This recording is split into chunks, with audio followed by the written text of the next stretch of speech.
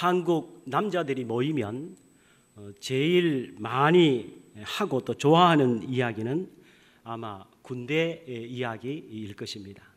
반면에 우리 여자분들이 제일 듣기 싫어하는 얘기 역시 군대 이야기입니다. 그래서 이 군대 이야기 중에서도 재미있는 이야기가 있어서 오늘 제가 인용을 좀 하겠습니다. 군 생활 안에 가면 여러 가지 또 규칙들이 있고 훈련의 내용들이 있습니다. 이런 이야기가 있습니다. 재미있게 꾸며낸 이야기인데 뺀질거리는 서울 군인들 때문에 인원 파악이 생겼다고 합니다. 그리고 동작이 느린 충청도 군인들 때문에 선착순이 생겼고요. 타령 잘하는 호남 군인들 때문에 불침번이 생겼고, 지겹게 말 안 듣는 경상도 군인들 때문에 줄 빠따가 생겼고, 또 바다 건너 사는 제주도 군인들 때문에 도하하는 강을 건너는 훈련이 생겼다고 합니다. 또 계곡이 많고 산이 많은 언덕이 많은 곳에 사는 강원도 군인들 때문에 유격 훈련이 생겼다고 합니다. 우리나라의 문화는 군대 문화가 이 사회에 굉장히 많은 부분을 차지하고 있다고 할 수 있을 것입니다. 성경에도 보면 군대 이야기가 많이 나옵니다. 특히 하나님을 일컬어서 지난 주간에는 우리 하나님은 치유하시는 하나님, 여호와 라파의 하나님이다 이렇게 얘기를 했습니다마는, 오늘 본문에 보면 여호와 체바오트라고 하는 이 단어를 써서 우리 하나님은 만군의 하나님이다, 즉 만군의 하나님 여호와 이런 말을 사용을 합니다.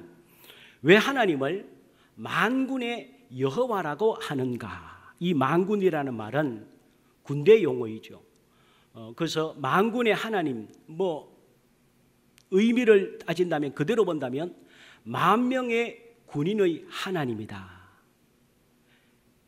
숫자만 만 명이 아니고 엄청난 대군을 의미할 때 만군이다.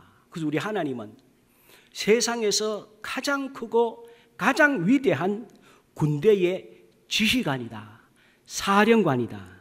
즉 천군 천사들을 지휘하시는 하나님을 묘사할 때에 만군의 하나님이다 이런 말을 쓰게 됩니다. 근데 이 표현이 처음으로 성경에 등장한 것이 오늘 본문의 사무엘상 1장에 만군의 하나님이란 말이 처음으로 사용이 됩니다. 그리고 이 단어를 쓴 사람이 한나라고 하는 여인이죠. 즉 아기를 낳고 싶으나 아기를 낳지 못하고, 또 오늘 본문에 보면 이 한나에게 있어서는 참 적수가 있었다고 그랬어요. 대적이 있었다고 그랬는데, 이 버닌나라고 하는 이 첩이 이 한나에게 마음을 격분시키고, 이 자기는 아들을 낳고 한나는 아들이 없다 보니까 한나를 아주 멸시하는 이러한 가운데 있어서 한나는 날마다 눈물로 세월을 지낼 수밖에 없었습니다. 이 과정 속에 한나는 하나님 앞에 간절히 기도하는 시간들을 갖게 되는데, 이 과정 속에 처음으로 한나가 쓴 표현이 우리 하나님은 만군의 하나님이다 이렇게 표현을 한 것입니다. 자, 그렇다면 하나님의 이름은 한 30여 가지가 된다고 그랬습니다. 그 중에 하나님은 왜 만군의 하나님이라고 불려질까요? 그 의미는 무엇일까요? 첫 번째로 보면 만군의 여호와 하나님이라는 뜻은 오늘 우리가 유일하게 의지해야 될 여호와이시다라는 뜻입니다. 이 세상에서 유일하게 의지해야 될 여호와입니다.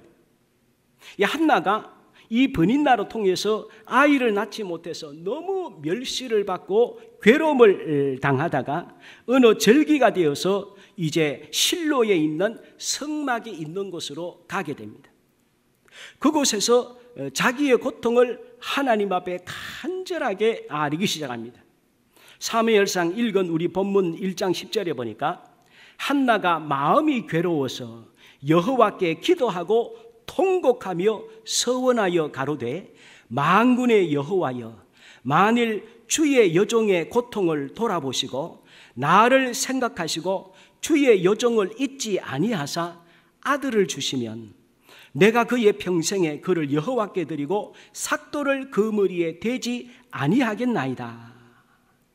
이때에 만군의 여호와여, 만일 주의 여종의 고통을 돌아보시고, 괴로움을 당하고 있습니다. 이 괴로움을 이기기 위해서 내가 할 수 있는 노력이 가능해서 괴로움을 이길 수 있는 일들도 있지만 이기지 못하는 일들도 많이 있지 않습니까? 한나가 바로 그 상태입니다. 아이를 낳는 것은 사람의 힘으로 어떻게 할 수 없는 것이죠. 특히 하나님께서 그 태의 문을 닫아주셨다. 인간으로서는 불가능한 일입니다. 그러므로 태의 문을 닫으신 우리 하나님 앞에 이 한나는 내 힘으로 할 수 없는 이것을 한계 상황에서 만군의 여호와를 부르면서 불가능함이 없으신 하나님, 모든 것을 다루시는 우리 하나님께 도움을 구하고 있는 것입니다. 이럴 때에 하나님은 이 한나에게 어떻게 역사해 주셨습니까? 하나님을 만군의 하나님, 모든 것을 다스리시는 하나님이심을 인정하고 그 하나님께 기도할 때에 우리 하나님께서는 한나의 기도를 들으셔서 때가 되면 그녀에게 아들을 허락해 주셨는데, 바로 그 아들이 마지막 사사시대를 종식시키고 그리고 제사장과 왕적인 마지막 일들을 하고 새로운 사사시대를 중단케 하고 왕정시대로 새 시대를 여는 사무엘이 바로 한나에게 하나님이 주신 열매 아니겠습니까? 하나님을 하나님으로 온전히 인정을 하고 내 능력으로 안 되는 것, 하나님은 하실 수 있다는 하나님에 대한 분명한 믿음, 이것을 가지고 하나님 앞에 유일하게 하나님을 의지할 때에 하나님은 한나의 기도를 들으셔서 역사해 주셨다고 하는 것입니다. 그러므로 우리 하나님은 그 누구도 대적할 수 없는 강력한 힘을 가지신 분입니다. 오늘 우리 삶에 얼마나 많은 어려움이 있을 수 있습니까? 그러나 어려움에 처해 있으나 어떻게 해볼 수 없는 끝없는 괴로움과 번민 속에 있지 않습니까? 이 세상에서 우리가 유일하게 의지해야 될 분은 만군의 하나님 여호와이십니다. 그러므로 이 하나님을 믿고 의지하면서 주님 앞에 나아가는 우리 모두가 될 줄 믿습니다.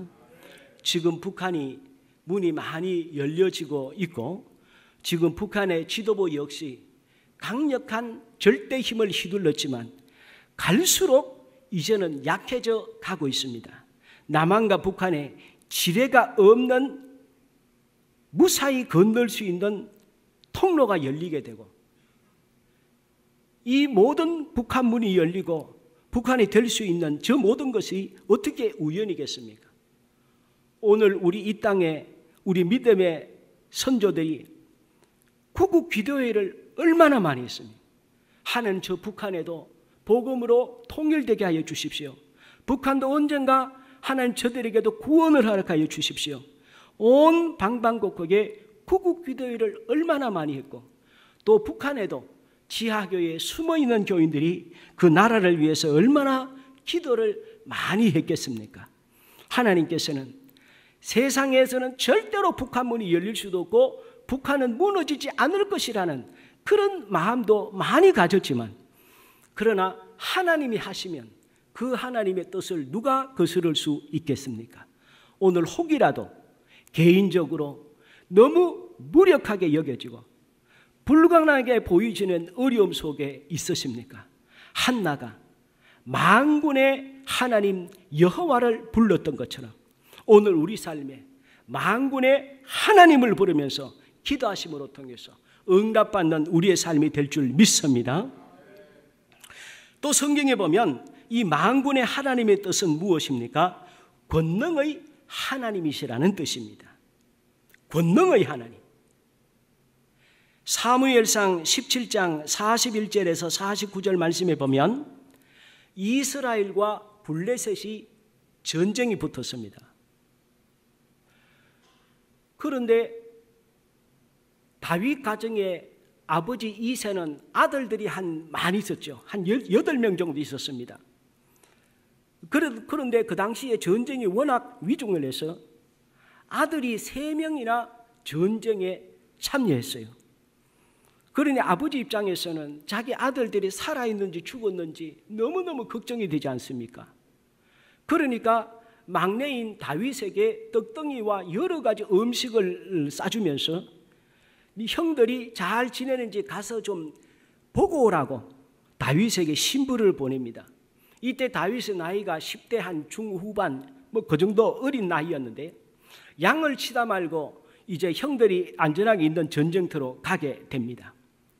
가보니까 전쟁이 아니라 일방적으로 블레셋에 의해서 전쟁이 장악이 돼서 이스라엘 군인들은 계곡이나 참호 같은 데 숨어가지고 고개도 못 내밀고 전부 벌벌 떨고 40여인들을 오금을 못 쓰고 있었고, 저쪽에서는 웬 장대한 한 3m 되는 사람이, 어마어마하게 큰 사람이 배틀채 같은 창을 들고 서서 고래고래 소리를 지르는데 이스라엘 군사들은 세상만을 쪽도 못 피고 완전히 벌벌 떨고 있습니다. 그러면서 보니까 그 장수 누군가 다윗이 물어보니까 저 사람이 골리앗인데, 이스라엘 군사들이 얘기합니다. 저 사람은 골리앗이라는 거인 장수인데 저 사람 앞에 가면 우리는 아무것도 아니다. 그래서 사울 왕을 비롯해서 모든 군사들이 벌벌 떨고 싸울 용기조차도 없이 있는 상황입니다. 그 욕을 합니다. 야, 너희들의 신이 하나님이라고? 너희들이 하나님의 군대라고? 정말 너희들이 하나님의 군대라면 내 앞에 나와봐라. 나와 한번 싸울 사람에서 나와봐라. 40여일간은 한 명도 안 나가는 것입니다. 모두가 다 그 앞에서 벌벌 떨고 있는데 다윗의 마음에 격분이 됐습니다. 의분이 들었습니다. 어떻게 하나님을 욕하고 있고 하나님의 군대를 모욕하고 있는데 아무도 대항하지 못하고 아무도 그 자리에 숨어 있는 것에 대해서 다윗이 격분이 되고, 다윗은 하나님을 모욕하는 것은 참지를 못하는 거예요. 자기가 욕을 먹는 것은 괜찮은데 하나님이 모욕당하는 것은, 하나님의 자녀로서는 있을 수가 없는 거예요. 여기에서 다윗이 상황을 듣고 저 사람과 싸워서 이기면 결과가 어떻게 됩니까? 알아보니까 사울 왕이 만약에 저 사람을 싸워서 이기는 사람에게는 자기 딸 공주도 주고 은금 보화도 주고 앞으로 국가의 중요한 직책에 앉혀서 내가 중용할 것이다, 그런 내기를 걸었어요. 근데 아무도 안 나가는 것입니다. 이때에 다윗이 하나님 앞에 기도하고 그 앞에 나가려고 하잖아요. 형들이 도리어 막 욕을 합니다. 네가 예전부터 교만한 건 알았지만 네가 이런 자리에서도 교만하냐. 도리어 형들조차 다윗을 혼을 내면서 이제 멸시하고 합니다. 이럴 때 다윗은 사울 왕과 형들 앞과 이스라엘 군사들 앞에서 얘기합니다. 자기가 양치던 시절에 하나님께서 나와 함께 해주셔서 때로는 사자들이 덤벼들고 때로는 곰들이 덤벼들어서 무서운 발톱으로 내 양들을 잡아채가고 나를 죽이려 했지만 절대로 사자나 곰들도 나를 이길 수가 없었습니다. 하나님께서 나와 함께 하셔서 저들의 발톱에서 나를 건져주시고 내가 도리어 저들을 쳐 죽였습니다. 사무엘상 17장 36절 37절에 이렇게 고백하고 있죠. 오늘 이런 마음으로 같이 한음성으로 같이 한번 읽어보겠습니다. 시작. 주의 종이 사자와 곰도 쳤은즉 이 할례받지 않은 블레셋 사람이리까 짐승의 하나와 같이 되리이다. 또 다윗이 이르되 여호와께서 나를 사자의 발톱과 곰의 발톱에서 건져내셨은즉 나를 이 블레셋 사람의 손에서도 건져내시니이다. 이러한 믿음으로 선포하고 골리앗 앞에 나갔습니다. 이럴 때 뭐를 가지고 나갔습니까? 사자와 곰을 쫓아낼 쓰던 이 물맷돌을 감는 막대기를 가지고 나갔습니다. 막대기 끝에는 가죽으로 된 끈이 달려져 있죠. 거기에 돌을 집어넣고 돌려서 하면 이것이 날아가서 사자와 곰을 하게 되는데, 이 막대기를 가지고 나가니까 골리앗이 이런 얘기를 하죠. 네가 나를 개로 여기고 막대기를 가지고 내게로 나아왔느냐. 요즘도 개 때릴 때 막대기로 때리듯이 그때도 막대기를 썼나 봐요. 네가 나를 개로 알고 막대기를 가지고 나왔느냐 합니다. 내가 너를 들 짐승의 고기로 내가 네 몸을 찢어서 죽일 것이고 새들의 먹을거리로 너를 죽일 것이다. 골리앗이 이렇게 위협을 합니다. 이럴 때 사무엘상 17장 45절에 다윗은 또 어떻게 고백을 합니까? 너는 칼과 창과 단창으로 내게 나아오거니와 나는 만군의 여호와의 이름 곧 네가 모욕하는 이스라엘 군대의 하나님의 이름으로 네게 나아가노라. 이때도 다윗은 하나님의 30여 가지가 되는 이름들 가운데 만군의 하나님 여호와의 이름을 사용합니다. 전쟁의 하나님, 오늘 권능의 하나님, 이 하나님의 이름을 의지해서 이스라엘 군대의 하나님의 이름으로 나아가노라. 그래서 그 이름을 의지해서 물맷돌을 던졌을 때에 골리앗 역시 그 자리에 쓰러져 죽고 말았습니다. 그렇습니다. 오늘 우리 삶에 있어서 전쟁의 성패나 우리가 어쩔 수 없는 영적인 전쟁이나 육적인 전쟁이나 우리 삶은 전쟁터 아닙니까? 이 세상도 전쟁터입니다. 영적으로는 마귀와의 영적인 전쟁터입니다. 이 전쟁터를 우리 힘으로는 절대로 승리할 수 없는 것이죠. 이러한 전쟁터에 나갈 때에 우리는 만군의 하나님 여호와의 이름을 의지해서 나아가야 하는 것입니다. 이럴 때 하나님은 역사해 주시고 인도해 주십니다. 혹이라도 어려운 문제들이 있습니까? 만군의 하나님 여호와의 권능으로 승리하시기를 주의 이름으로 부탁을 드립니다. 그렇게 되실 줄 믿습니다. 또 만군의 하나님의 뜻은 무엇입니까? 구원과 심판의 하나님이라는 뜻이 있습니다. 이 만군의 하나님은 회개하는 자, 자기의 잘못을 인정하는 자를 하나님은 구원하십니다. 남유다와 북이스라엘이 멸망한 이유는 무엇일까요? 힘이 없어서 망했을까요? 왕들이 정치를 잘못해서 그럴까요? 외교전을 잘못했기 때문에 남유다와 북이스라엘이 멸망했을까요? 이들이 두 나라가 멸망한 이유는 하나님의 말씀에 불순종했기 때문에 수많은 선지자들을 하나님께서 보내셔서 남유다와 북이스라엘에게 회개를 촉구했습니다. 이들이 지속적으로 하나님을 떠나고 우상을 섬기고 하나님을 섬기되 우상같이 섬기고 하나님의 율법을 지키지 않음에도 불구하고 회개하지 않는 이런 모습들을 주님께서는 선지자들을 통해서 회개하도록 하셨습니다. 남유다에게는 예레미야 1장에서 52장을 통해서 만군의 하나님 여호와의 이름으로 명하노니 회개할지어다라는 얘기를 83번을 선포합니다. 다른 이름이 아니라 만군의 하나님 여호와가 너희들에게 촉구하느니 회개할지어다. 그런데 이들은 도리어 예레미야 선지자들을 가두었습니다. 핍박을 했습니다. 재수 없는 소리 하지 말라고, 나라가 망한다고, 너는 역적이야 라고 하면서 예레미야를 돌이켜 엄청나게 핍박을 했습니다. 그뿐만입니까? 북이스라엘에게는 하나님께서 이사야 선지자를 보내서 61번을 만군의 하나님 여호와의 이름으로 명하노니 회개할지어다라고 촉구하지만 이들 역시 하나님의 말씀을 거부했습니다. 그 결과로 이 남유다와 북이스라엘은 멸망하고 만 것입니다. 우리 하나님은 우리가 아무리 잘못하고 주님의 뜻에 잘못 살았을지라도 우리의 잘못을 회개하고 하나님 앞에 나아가면 하나님은 용서해 주시고 구원하시는 분이 만군의 하나님 여호와이십니다.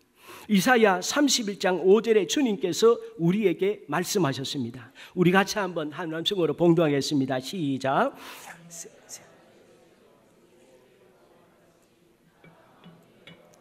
예루살렘을 보호할 것이라. 그것을 호위하며 건지며 뛰어넘어 구원하리라 하셨나이다. 그리고 하나님은 회개하고 의지하는 자를 구원해 주시지만 반면으로 회개하지 않으면 하나님은 심판하십니다. 이 세상 사람들이 왜 멸망받습니까? 왜 지옥 갑니까? 그것은 사실은 죄 때문에 지옥 가는 것이 아니고 회개하지 않기 때문에 지옥을 가는 것이죠. 우리 예수님이 오셔서 우리의 죄를 용서해 주셨습니다. 십자가로 통해서 다 용서해 주셨습니다. 그러므로 이제는 죄 때문에 멸망하지 않도록 예수님이 오셔서 십자가에서 구원의 길을 만들어 주신 것입니다. 근데 문제는 이들이 주님의 말씀을 듣지 않는 것이죠. 받아들이지 않는 거예요. 자기 죄를 인정하지 않는 것입니다. 예수님을 받아들이지 않기 때문에 멸망하는 것 아니겠습니까? 이번 특세 때 우리가 에스라서와 느헤미야서를 살펴보면서 70년 동안 바벨론 포로가 된 사람들이 남유다와 북이스라엘이 회개하지 않아서 멸망해서 70년간의 세월이 지났지 않습니까? 그 70년 뒤에 하나님이 은혜로 돌아왔습니다.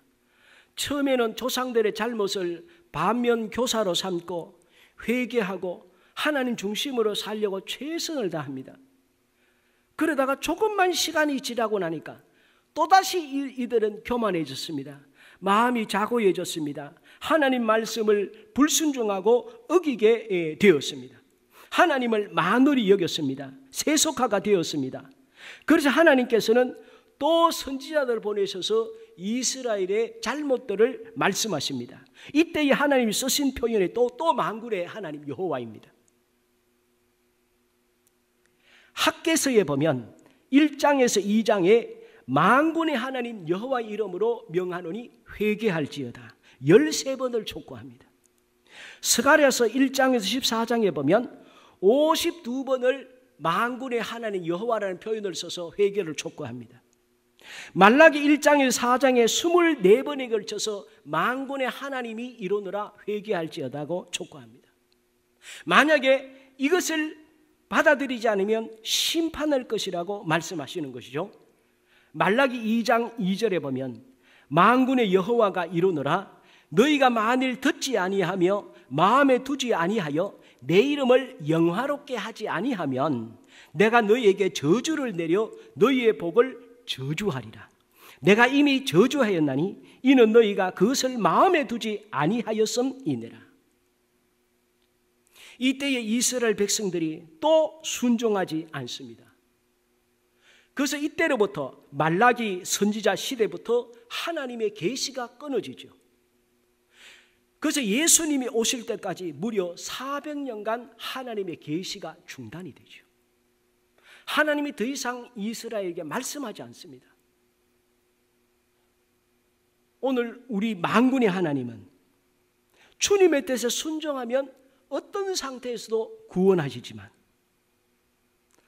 하나님의 말씀에 불순종하면 심판하시는 것도 만군의 하나님 여호와입니다. 만군의 하나님을 믿고 사는 사람은 어떤 사람입니까? 자기의 나약한 힘만 의지하면서 마귀의 힘에 눌려서 고통당하며 지내질 않습니다. 만군의 하나님을 진심으로 믿고 의지하는 사람은 나의 힘과 나의 경험과 내가 가진 것을 의지하는 것이 아니라 우리 하나님을 의지하는 것이죠. 그래서 하나님의 능력으로 승리하면서 살게 되는 것입니다. 오늘 주님 앞에 오늘 나오실 때에 오늘 혹이라도 좌절된 일들이 있습니까? 낙심된 일들이 있습니까? 기도 제목이 내가 원하는 기도 제목이 잘 안 이루어져서 마음에 실망이 되어 있습니까? 그러나 나의 뜻이 중요한 것이 아니라 하나님의 뜻이 중요한 줄 믿습니다. 하나님은 우리의 모든 것을 다 알고 계십니다. 때에 따라서 응답하시고 우리 하나님을 의지하는 자에게 하나님은 반드시 승리케 하시고 만군의 하나님이 어떤지를 우리에게 확실하게 깨닫게 해 주십니다. 오늘 만군의 하나님을 하나님 내 인생 속에 확실히 경험하게 하여 주시옵소서. 그 하나님 붙잡고 살게 하여 주시옵소서. 이 믿음 가지고 나아가는 우리 모두가 될 줄 믿습니다. 마지막으로 시편 46편 11절 말씀 우리 같이 봉독하고 말씀을 마치겠습니다. 봉독하겠습니다. 만군의 여호와께서 우리와 함께 하시니 야곱의 하나님은 우리의 피난처시로다. 아멘. 우리 같이 이 시간 같이 한번 기도드리겠습니다.